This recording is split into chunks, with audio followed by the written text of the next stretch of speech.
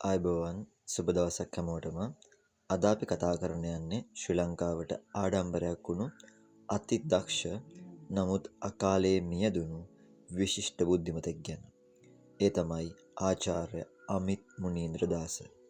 ඔහුගේ සැබෑ දායකත්වය කැපී පෙනුනේ විද්‍යාව හා තාක්ෂණ ක්ෂේත්‍රය තුළයි.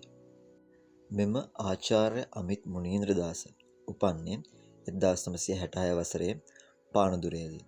ඔහු පානදුර සුමංගල විද්‍යාලයේ මූලික අධ්‍යාපනය හදාරලා පසුව කොළඹ රාජකීය විද්‍යාලයට ඇතුළත් වෙනවා. 1985 වසරේදී ඔහු මොරටු විශ්වවිද්‍යාලයේ ඉංජිනේරු පීඨයට ඇතුළත් වූ අතර එහිදී ඉලෙක්ට්‍රොනික හා ටෙලිකොමියුනිකේෂන් ක්ෂේත්‍රයේ පළමු පෙළ සාමාර්ථයක් සහිතව උපාධියක් ලබා ගන්නවා. ඔහු කුඩා කල සිටම විද්‍යුත් විද්‍යාවට අති දක්ෂයෙක් වූ අතර එම දක්ෂතාවය ඔහු විශ්වවිද්‍යාලයේ කැපී පෙනෙන සිසුවෙක් බවට පත් කරනවා. එතනින් නොනවතුණු ඔහු සිය ආචාර්ය උපාධිය සඳහා තෝරාගත්තේ ලෝකයේ ප්‍රමුඛ පෙළේ විශ්වවිද්‍යාලයක් වූ ලීවර්පූල් විශ්වවිද්‍යාලයයි. එහිදී ඔහුගේ ශේෂ්ත්‍රය වූයේ අර්ධ සන්නායක පිළිබඳ ගැඹුරු පරීක්ෂණය කිරීමයි.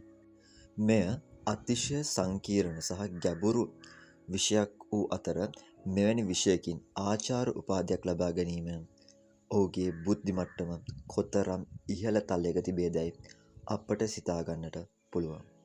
ඔහු එහිදී නවීන තාක්ෂණයන් පිළිබඳ පුළුල් දැනුමක් ලබා ගන්නවා. සිය ආචාර්ය උපාධිය නිමකොට ශ්‍රී ලංකාවට පැමිණි ආචාර්ය අමිත් මුනීන්ද්‍රදාස මොරටු විශ්වවිද්‍යාලයේ ජ්‍යෙෂ්ඨ කතිකාචාර්යවරයෙකු වශයෙන් සේවය කරනවා. ඒ වගේම 2003 වසරේ සිට 2006 වසර දක්වා ඔහු ඉලෙක්ට්‍රොනික හා ටෙලිකොමියුනිකේෂන් දෙපාර්තමේන්තුවේ ප්‍රධානියා වශයෙන් සේවය කරනවා. ඔහුගේ විද්‍යාත්මක දැනුම සහ දේශප්‍රේමීත්වය අපේ රටට මහත් සේවාවක් වුණා. ඔහුට ලෙහෙසියෙන්ම අපේ මාතෘභූමිය හැරදාලා පිටරට ඉහළ වැටුපක් ලබා ගැනීම හැකියාව තිබියදී ඔහු තමන්ගේ මාතෘභූමිය වෙනුවෙන් සිය සේවාව සපයන්න තීරණය කරනවා. ඔහුගේ කැපීපෙනෙන සේවාවන් කිහිපයක් අපි දැන් කතා කරමු. මල්ටි බැරල් රොකට් ලෝන්චර් ප්‍රතිසංස්කරණය. 2000 වසරේදී චෙක් ජනරජයේ නිපදවන ලද මල්ටි බැරල් රොකට් ලෝන්චර් වල තාක්ෂණික ගැටලුවක් ඇති වූ විට යුද හමුදාවේ කිසිදු ඉංජිනේරුවෙකුට එය විසඳා ගැනීමට නොහැකි වූ අවස්ථාවේ ආචාර්ය අමිත් මුනීන්ද්‍රදාස ඒ සියල්ල යථා තත්ත්වයට පත් කිරීමට සමත් වුණා. විශේෂයෙන් මෙය චෙක් ඉංජිනේරුවන් පවා විස්මයට පත් කළ සිදුවීමක් වුණා. ආරක්ෂක තාක්ෂණික උපදේශකත්වය. ඔහු ආරක්ෂක අංශවල තාක්ෂණික උපදේශක ලෙස කටයුතු කරමින් රටේ ආරක්ෂක අවශ්‍යතා සඳහා නවීන තාක්ෂණික විසඳුම් ලබා දීමට ක්‍රියා කළා. නැනෝ තාක්ෂණයේ පුරෝගාමීත්වය. ඔහු නැනෝ තාක්ෂණය මෙරටට හඳුන්වා දීමේ පුරෝගාමියෙක් වශයෙන් සැලකෙනවා.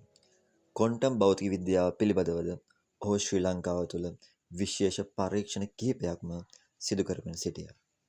විදුලි මෝටර රථ නිර්මාණය. ආචාර්ය අමිත් මුනීන්ද්‍රදාස නව නිර්මාණ රැසක් බිහි කළ දක්ෂයෙක්. එක් අවස්ථාවකදී ඔහු multi pressure axial flux permanent magnet T motor එකක් භාවිත කරමින් ඉලෙක්ට්‍රොනික මෝටර රථයක් නිර්මාණය කිරීමට සමත් වුණා. මෙය සාමාන්‍ය මෝටර රථයකින් කළ නොහැකි දෙයක් වූ අතර ඔහු ඒ සඳහා අද්විතීය ගණිතමය සංකල්පයක් ඉදිරිපත් කර තිබුණා. මේ යන විටත් ඔහු මේ හා සම්බන්ධ පරීක්ෂණවල නිරත වී සිටි බව කියවෙනවා. ශ්‍රේෂ්ඨ බුද්ධිමතෙක් වගේම යහපත් මිනිසෙක් වශයෙන්ද අමිත් මුනීන්ද්‍රදාස යන නාමය ලංකා මිනිසුන්ගේ සිත් දිනා ගනිමින් සිටියා. ඔහු විද්‍යා ශාස්ත්‍රයේ විශිෂ්ටයෙක් වුවත් පුද්ගලිකව ඉතාමත් නිහතමානී සහ දේශප්‍රේමී මිනිසෙක් වුණා. ඔහුට මිලියන ගණනින් දූෂිත මුදල් යෝජනා ලැබුණත් ඔහු ඒවා ප්‍රතික්ෂේප කරමින් තම මාතෘභූමියේ වාසය කරන්න තීරණය කරනවා. මොකද ඔහු ඒවා ප්‍රතික්ෂේප කළේ තමන් මේ රටේ අහිංසක මිනිසුන්ගේ මුදලින් ඉගෙනගත් නිසා එම ණය ගෙවා දැමීම තම අරමුණ බව පවසමින්. ඒ නිසා අපිට ඔහු සැබෑම දේශප්‍රේමියෙක් වශයෙන් හඳුනා ගන්න පුළුවන්. ඔහුගේ මරණය අවාසනාවකට 2007 වසරේදී ආචාර්ය අමිත් මුනිඳුදාස ඔහුගේ විශාලයේ ශ්‍රී ලංකා විද්‍යා ශාස්ත්‍රයට වගේම සමස්ත රටටම විශාල පාඩුවක් වශයෙන් අපිට හඳුන්වන්න පුළුවන්. ඒ වන විට ඔහු 41 වන විය පසු වුණා. ඔහුගේ වියෝය ශ්‍රී ලංකා විද්‍යා ශාස්ත්‍රයට මෙන්ම මුළු මහත් රටටම අති විශාල පාඩුවක්. ආචාර්ය අමිත් මුනීන්ද්‍රදාස වැනි විද්වතුන් අද ජීවතුන් අතර සිටියා නම් අපේ රටේ වර්තමාන තත්ත්වය හාත්පසින් වෙනස් වන්නට ඉඩ තිබුණා.